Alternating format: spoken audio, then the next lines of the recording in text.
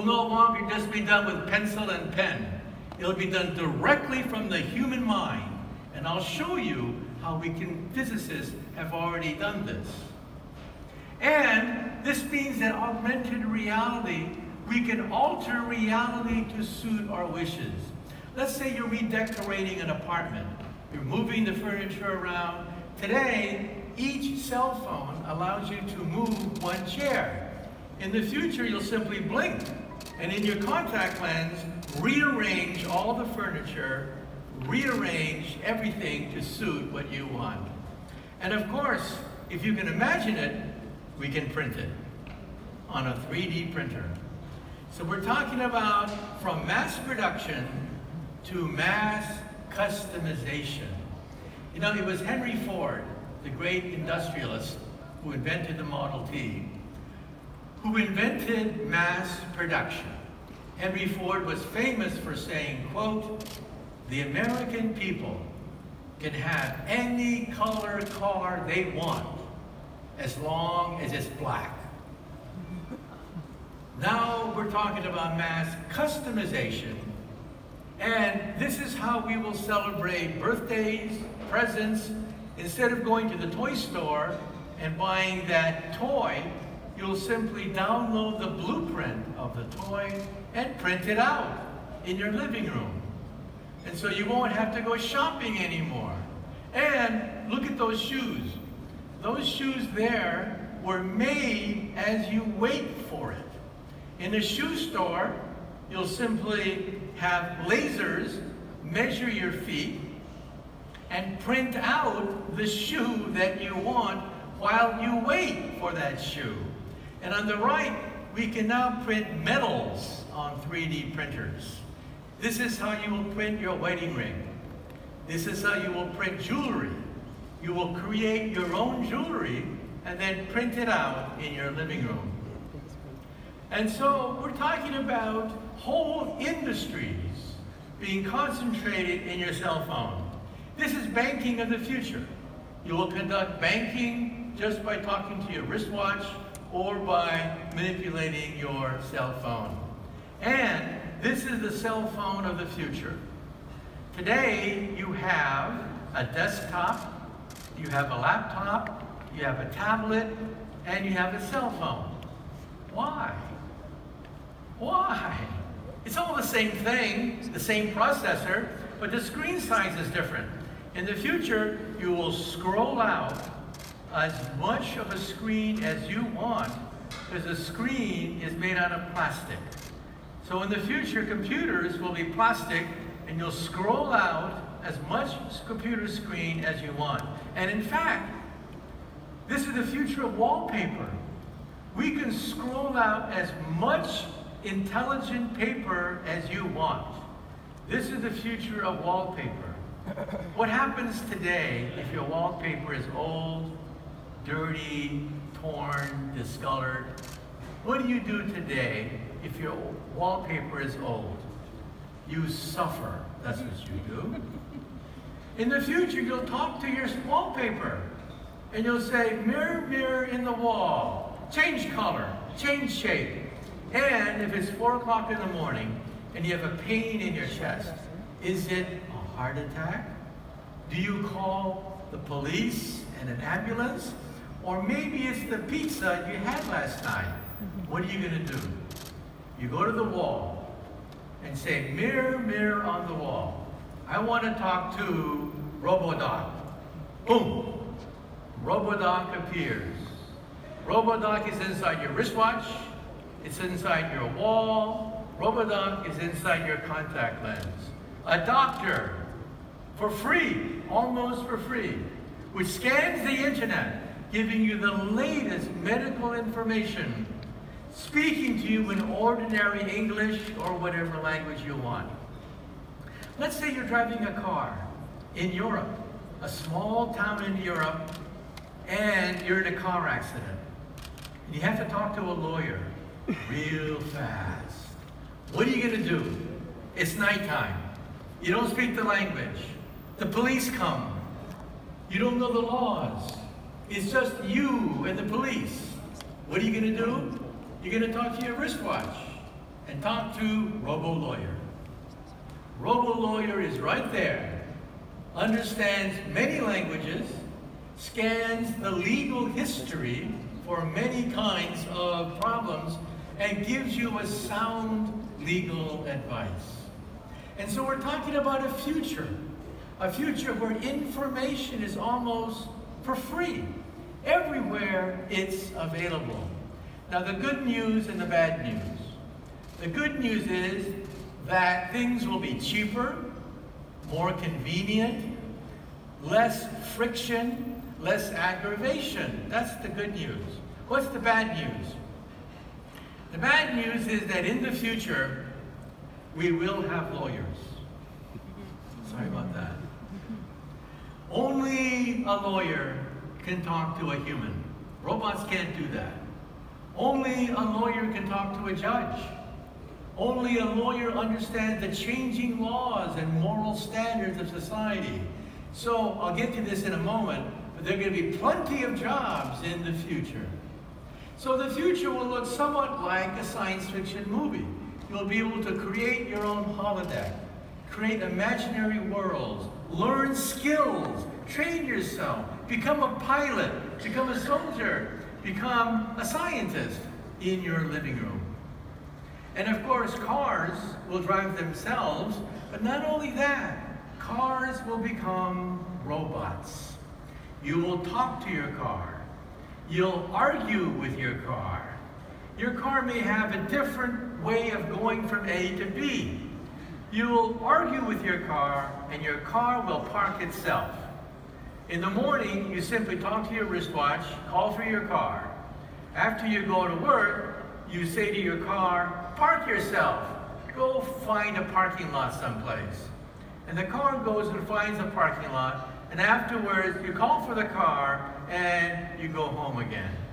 In other words, why bother to own a car? You simply call for a car, any car, and it comes. You can lease a car rather than buy a car. So we're talking about the seamless transfer of information. All the aggravation of society eliminated as you move from one platform to the next. And as your car moves around, it tells you where the tourist sites are. It becomes a tour guide. It shows you where all the good sites are. You talk to it. You become friends with your car. And cars also will fly. People sometimes snicker and say, ha, you futurists predicted flying cars. Where's my flying car? Well, as you know, in Dubai, also Uber already are planning flying cars. They're very expensive. That's the main drawback to flying cars. But for the average person, we're talking about supersonic transports. It turns out that we can build commercial jets that are supersonic, but they were a failure. The Concorde was canceled. We once had a supersonic commercial jet. Why was it canceled? It was canceled because of the sonic boom. It shattered too many windows. Why?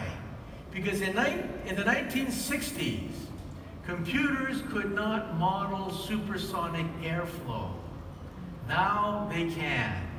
Because your cell phone has more computer power than all the computers of the 1960s. It means we can now model supersonic airflow and reduce the sonic boom.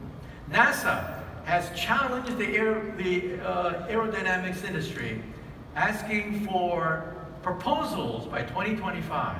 Imagine waking up in New York and flying to Tokyo for lunch, and then coming back to New York for dinner time. We're talking about the beginning of supersonic transports that do not break windows. And beyond that, we're going to go to Mars. It's now the official policy of the United States government. The moon by this year, orbiting the moon by 2025, and by 2030, we're going to go to Mars. In fact, we may have a traffic jam around Mars. Not one, but 3 separate companies are building moon rockets and Mars rockets. NASA is building the SLS booster. Elon Musk is building the Falcon Heavy. The richest man in the world, Jeff Bezos, is building the new Armstrong rocket. And the Chinese are building their Long March rockets. We're going to have a traffic jam around the moon and Mars in the coming period of time. And this is the BFR. It is the biggest rocket ever conceived of in the history of space travel. And it's financed by one man, Elon Musk. That's how cheap space travel has become. You know the movie The Martian? Raise your hand. How many people have seen the movie The Martian with Matt Damon? Wow, almost everybody. That movie cost $100 million. But the Indians sent the probe to Mars for $70 million. It cost more to make a Hollywood movie about going to Mars than actually going to Mars. That's how cheap things have become. And then what are we going to find there? Some people think, I don't think so, but some people think maybe we'll encounter aliens. Alien civilizations in outer space as we venture beyond the Earth. You know, I'm on radio, and a lot of people call me, and they say, Professor, I know there are aliens out there because I've been kidnapped, I've been abducted, I've been in their flying saucers.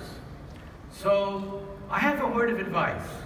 If any of you have ever been kidnapped by a flying saucer, the next time you are kidnapped, for God's sake, steal something. I don't care if you steal an alien chip, an alien hammer, steal something. Because there's no law against stealing from an extraterrestrial civilization.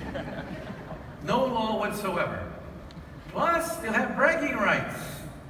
And you'll prove that there is intelligent life in outer space.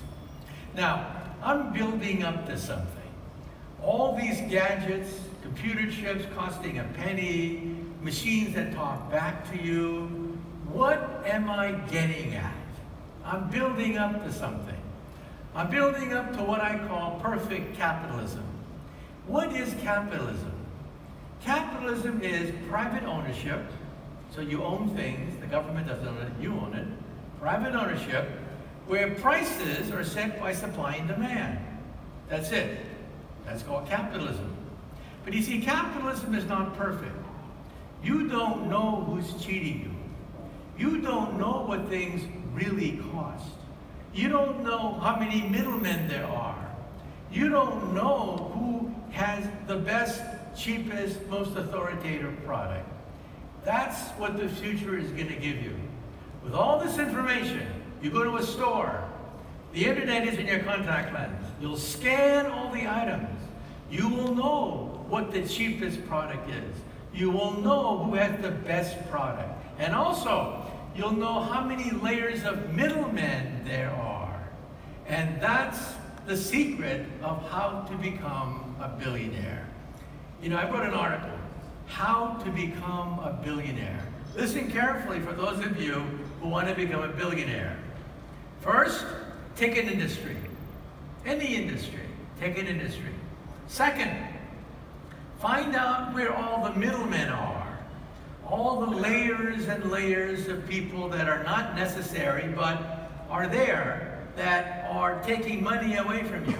Third, isolate all the friction, the aggravation, the inefficiencies, the waste. And point four, digitize it. And you will become the next billionaire. I mean, if you think about it, that's how Jeff Bezos did it. He's the richest man on earth. He digitized the middleman in retailing. Look at Uber. Look at Airbnb. They also digitized the middleman. So, we're talking about the rise of a new form of capitalism, intellectual capitalism. There are two kinds of capitalism. One is commodity capitalism based on things you can touch, like agriculture. Agriculture was one of the first forms of commodity capitalism. But food gets cheaper every year. This morning, you had breakfast that the King of England could not have had 100 years ago. Think about it. You had breakfast today. A breakfast that the King of England could not have had 100 years ago. That's how cheap commodities have become, like food. But intellectual capital becomes more precious. Capital of the mind. Tony Blair likes to say, of England, that England derives more revenue from rock and roll than the coal mining industry. It's incredible. You think of a British worker, you think of a coal miner, but rock and roll generates more revenue for England than the coal mining industry. So there are winners and losers under any revolution. You know, today we don't have any more blacksmiths. No more blacksmiths anymore. Sorry about that.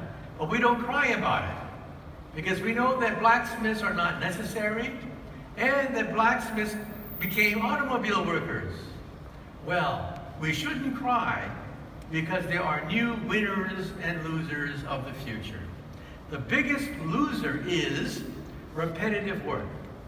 Work that can be done by a machine that does the same thing over and over again. That's the big loser. The second big loser is the middleman.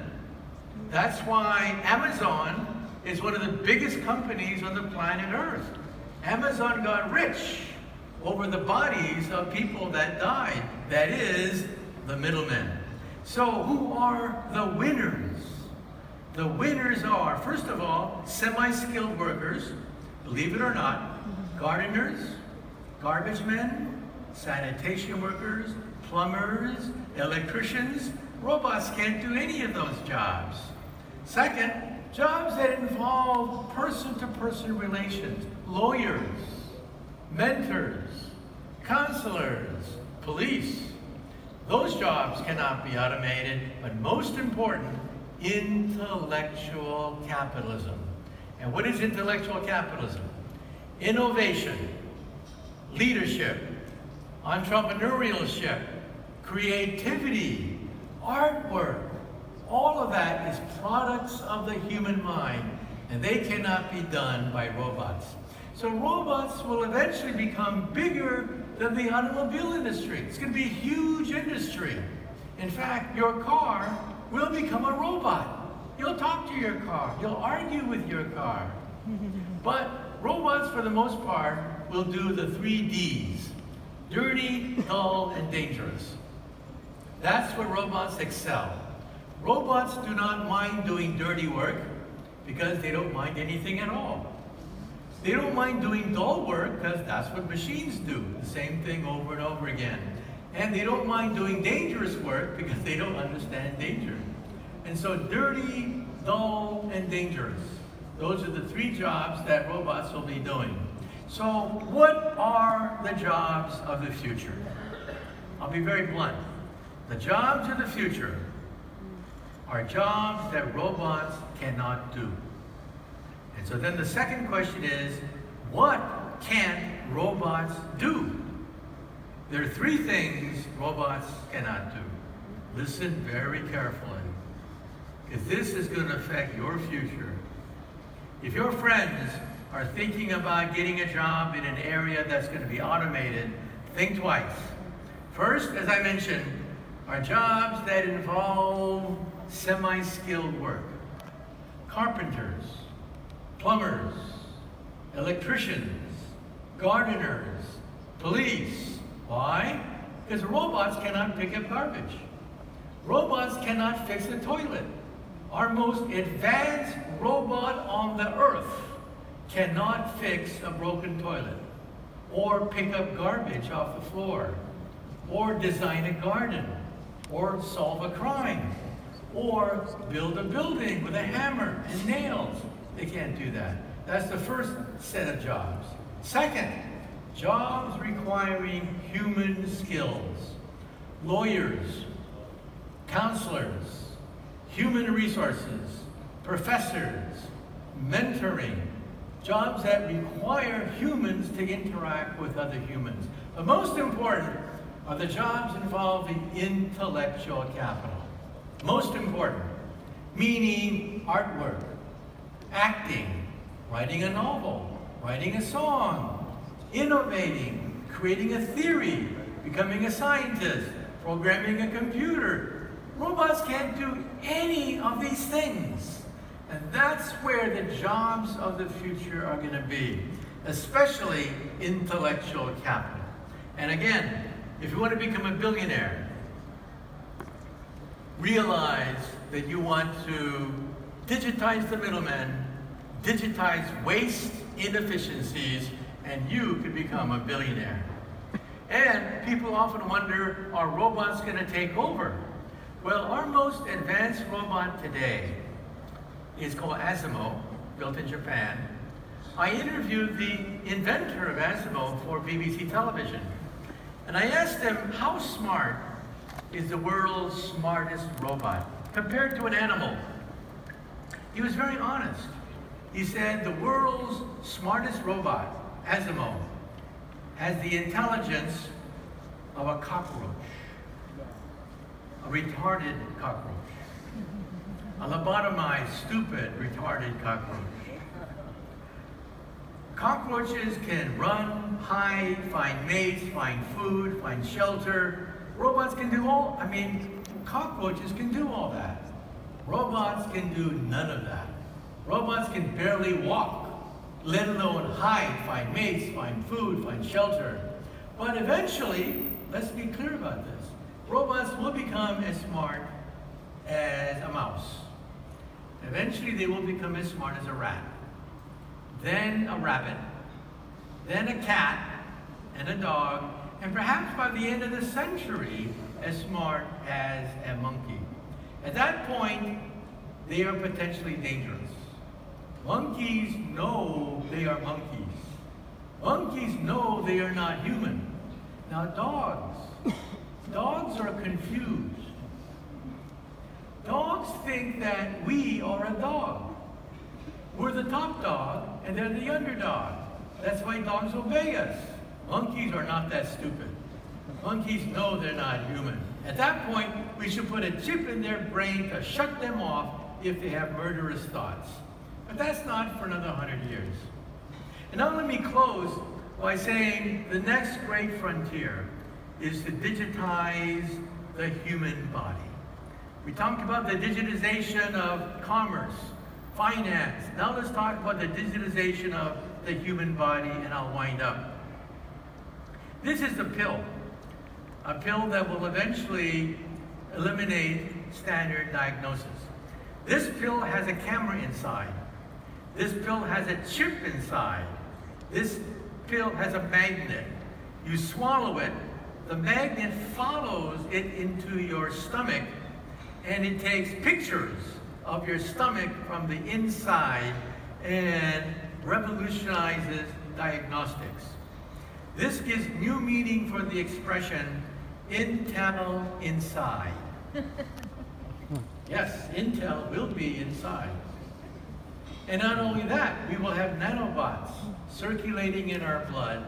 The first generation of these already exists. They're being tested now in Washington State, that seek out individual cancer cells one by one. And this is available this year. Liquid biopsies. We can now analyze your blood and your urine to detect cancer cells 10 years before you come down with cancer. Now think about it. Right in this room, some of you have cancer. Some of you have cancer right now in this room, but you don't know it. In fact, you won't know it for another 10 years before the first tumor forms. But it's circulating in your blood. And we now can use liquid biopsies to analyze that. DNA chips, liquid biopsies, for the first time now, we can actually detect cancer at the cellular level, maybe a decade before a tumor forms. Because when a tumor forms, it's usually too late. Sorry about that, and you die. And we're now going to grow body parts because we're going to digitize the human body. This is an ear. It is made out of plastic. You seed it with cells from your body, and there's no rejection mechanism because these are your cells, and it grows into the plastic, giving you a perfect ear. We can now grow noses, ears, blood vessels, skin, bone, cartilage, windpipes, bladders. We can now grow bladders. The next organ to be grown from your own cells is the liver. So for all you alcoholics in the audience, if there are any, take heart. We will grow your next liver. We can't do that yet. And cartilage, for those people who have arthritis, we can grow cartilage. And we can actually create exoskeletons to connect the brain to a computer. We can now connect the brain directly to a computer. Memories can be recorded now.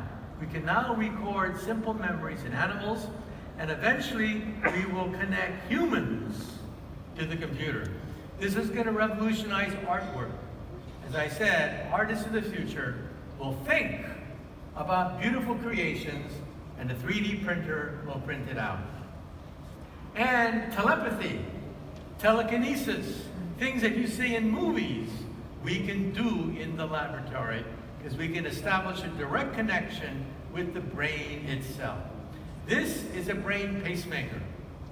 Already now, mice, we can record memories in mice. Now we're doing with monkeys, recording memories in monkeys. Next, Alzheimer's patients. Alzheimer's patients in the future will push a button and memories will come flooding into their mind. They will remember who they are because we'll record these memories and have a brain pacemaker put them into their mind. And there's the movie, The Matrix. How many people here have seen that movie? Raise your hand. Well, in the future, we may be able to upload parts of reality itself, just like in the movie. Now, let me ask you a question. Let me ask you a question, and then I'll try to close.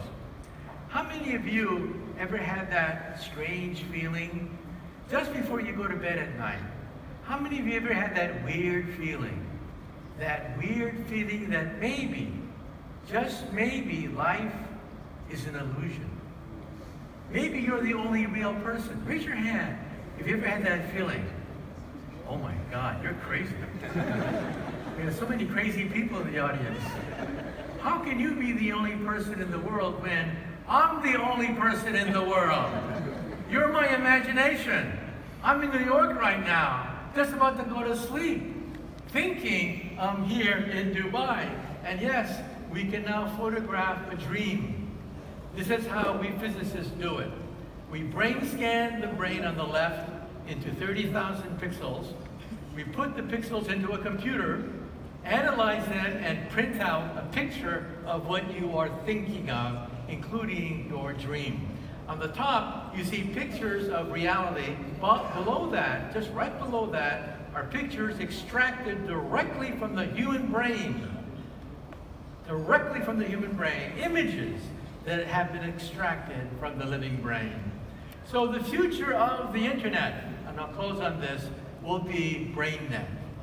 We will send thoughts, feelings, emotions on the internet. Children will love it. Teenagers already put happy faces at the end of every sentence. We'll be able to put a whole emotion right there. Now, let me end on the following note. When I was a child, I had a role model.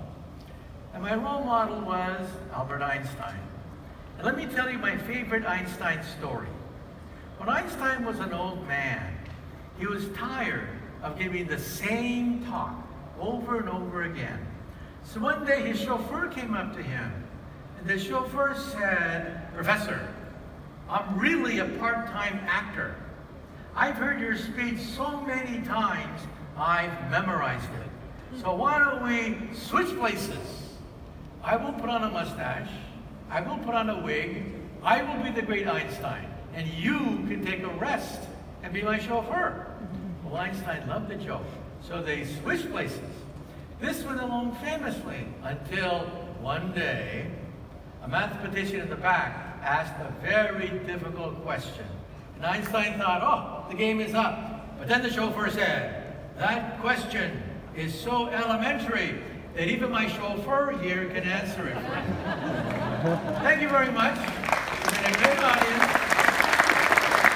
Just remember, the future is yours because you are among the winners.